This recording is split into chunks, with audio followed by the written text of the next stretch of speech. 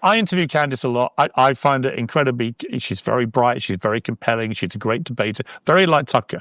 Do I agree with everything they say? No. Do I think they promote what I consider conspiracy theory sometimes? Yes. The problem with just condemning all that out of hand is, as the pandemic taught me and others, one person's conspiracy theory can often turn out to be actually a bit closer to the truth than the people saying conspiracy theory imagined. And we saw that a lot in the pandemic. I fell foul of it myself a few times.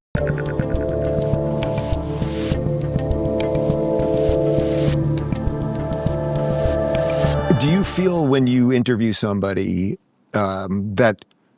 so if you have some of the people on the other side of this, on the sort of more Islamist or leftist side, that you treat them in interviews with the same scrutiny that you would treat someone like Tommy Robinson? Yeah. I try and be intellectually honest. Like when you have like a Blazarian or Candace or some of these people. I go after him. I did Blazarian. I went after him, I think, in a way that it was interesting. I watched the Tucker interview with Nick Fuentes. I won't platform Fuentes, and he wouldn't come on.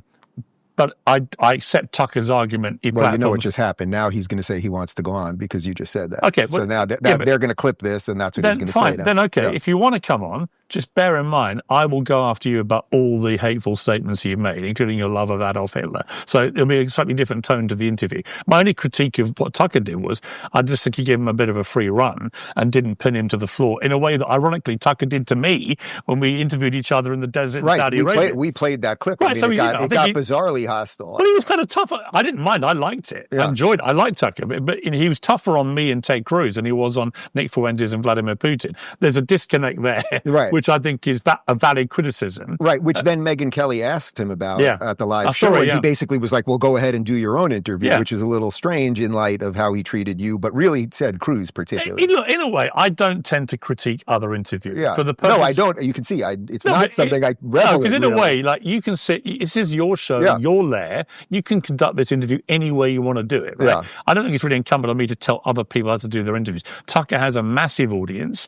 It's just, I did notice he was a bit tougher on me than Fuentes. So what do you make broadly of what seems to be going on with Tucker and in that space, putting aside how someone interviews somebody, just whatever is going on in that area right now? Well, it's interesting. You've got Tucker, you've got Candace Owens, you've got these, and they're sort of behemoths in the YouTube cyberspace world. They've just basically gone huge.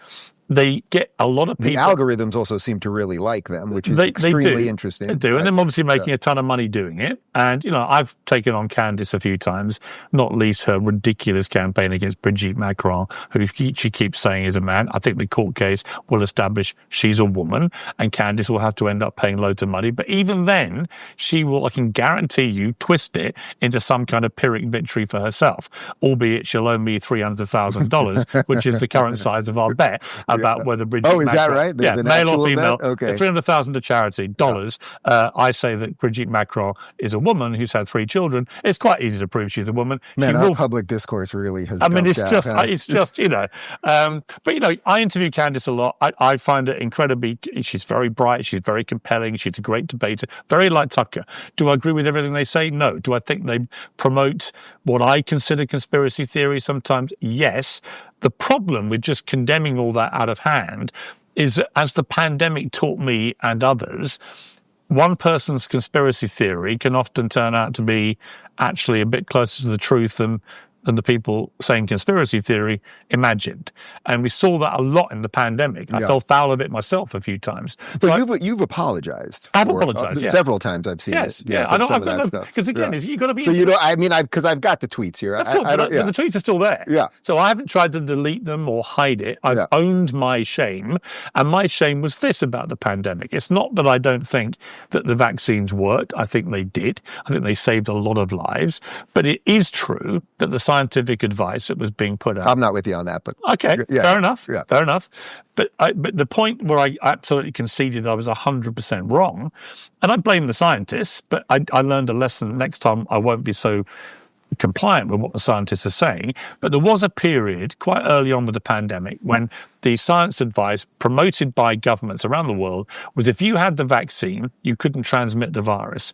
Therefore, the presumption for the public was, well, you're going to help save lives, because if you have it, you not only protect yourself in a way, but you're also not going to be infecting other people if you get the virus. So, the grandmother at home is not going to get it from you. Yeah, I just never believed it. Right, so that turned out to be totally untrue. But in the period before it was declared untrue, and in fact it made little difference to transmission whether you had the jab or not, I became incredibly censorious. Ridiculously. I look back and I just cringe at what I was saying, the way I was saying it. I was too believing in what the experts were telling me. That will never happen again. I'll be far more questioning next time, far more journalistic, I think. So I'm unashamed. I said, look, It's fine. I got it wrong. And I leave those tweets up, and there are certain people who just literally post them every week for clicks. And it's like, why are you bothering? I've already said, I know I was wrong. It shouldn't have been done like that. Do you think some of the reason that you missed it on COVID and there's, BLM stuff that you've said that's kind of sort of, I would say, insane or really misguided. Do you think some of that is just because you came from the mainstream world? So the ecosystem you were in just sort of circled around so many wrong things. Yeah, I think honestly, it's a kind of fine line, isn't it? Because I think that I try and sit in the center. I think that whenever I've strayed too far left or right, I've normally regretted it, actually. I think my position ideologically, I don't like to be partisan. I don't like to be positioned into a left or right political box about anything. I try and look at things with intellectual honesty as best I can. But have I always been right? No. Have I made big mistakes? Absolutely. It was interesting. I watched the Tucker thing with Megyn, and he talked again about how he supported the Iraq War. I vehemently oppose the Iraq War. We've all got our wins and losses in the causes we take. I'm sure you would concede you have had too, right? Yeah. So none of us is right all the time about these things. What I learned from the pandemic was it's very dangerous to be overly censorious based on information in a fast-moving health crisis, or any story, BLM being another one. Right? Those who lassoed themselves to Black Lives Matter, the organization, when George Floyd got murdered in the way he did, it was despicable and horrendous. For us to watch it all happening over the 8-minute video, whatever it was an appalling thing. I make no bones about thinking that was one of the worst things I've watched. And actually, yes, it should have been a moment of reflection for everybody about what we do to try and stop this happening. However, the Black Lives Matter movement that developed and the activists behind it, I do think that, for example, although I was very censorious again about the January 6th riots, make no apology for that. I thought it was horrific what happened that day. However, where I have sympathy with those on that side is they got treated far more severely than any of the protesters beating up police officers or smashing up shopping parades and so on. So there was a real double standard between the way that the left-wing protesters on the Black Lives Matter marches were treated to the January 6th rioters. For example, I can expose that hypocrisy quite willingly, regardless of which side I see it. So, I try and look at all things as fairly as I think I can. And I try and, more importantly, I think, I get people on from all sides of the debates. So that even if I'm myself not entirely certain, I do this with you. Yeah. I'll get you on with somebody like Harry Sisson or whoever it may be, and I'll let you guys go at it. And actually, I sit there and my brain whirs, and I'm like, well, which one of these is actually being more persuasive to me? If you're tired of the mainstream media circus and want more honest conversations, go check out our media playlist. And if you want to watch full interviews on a wide variety of topics, watch our full episode playlist all right over here. And to get notified of all future videos, be sure to subscribe and click the notification bell.